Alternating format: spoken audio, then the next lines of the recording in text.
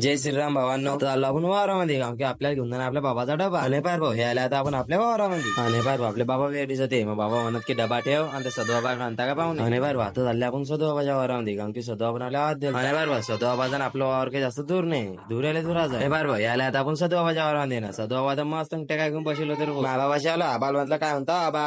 आबा म्हणत की गार भाऊ लाईट किती वाजता आबाल म्हटलं लाईटची काही खरी नाही, लाईट काही आली तर आली नाही तर येणार बी नाही कारण की आबाल देणं होता हायब्रिडला पाहिजे बरोबर. मग आले आपण आपल्या वावरामध्ये पार आपल्या वरातला कांदा. तुम्ही तर आपल्या मागच्या व्हिडिओ पाहिलं असेल ना आपण त्या कांद्याचं रोप आणायला गेलो हे तेच रोप बरोबर. आपण निघलो आता घरच्यासाठी कारण की आपल्याला घरून जाणं आता धुपेश्वरला. घरी आले कपडे कपडे उरलेले आता झाला आपण आकाश दाच्या घरी गाडी आणि बरोबर हे आपल्या आकाश दाचं घर आणि बरोबर याला आपण आकाश दाच्या घरी मग आकाश दाले आवाज दिला आवाज आकाश दावाने करा आकाश घरात आलो आकाश दा दे बा लवकर गाडी मग लवकर जाणार पार हे घेतली आता आपण गाडी आणि आपण चाललो आता आपल्या घरी. हे आपल्या घरी लावली गाडी आणि बरोबर गाडीवरले फपोला बसलो होता म्हणून आपण गाडी पुसून घेतली मग निघलो आपण धुपेश्वर साठी आणि बरोबर याला आता आपण धुपेश्वरली मग बिना टाइमपास करे आपण उचलवा मंदिरामध्ये नेपाळ प्रवाडी नंदी महाराजचं घेतलं दर्शन नेपाळ आपल्याकडे दर्शन गिर्शन झालं निघलं आपण कशासाठी. चला मग आजच्यासाठी एवढंच, भेटू नेक्स्ट ब्लॉग मध्ये. तडलोक भाषा वाजव रे आता.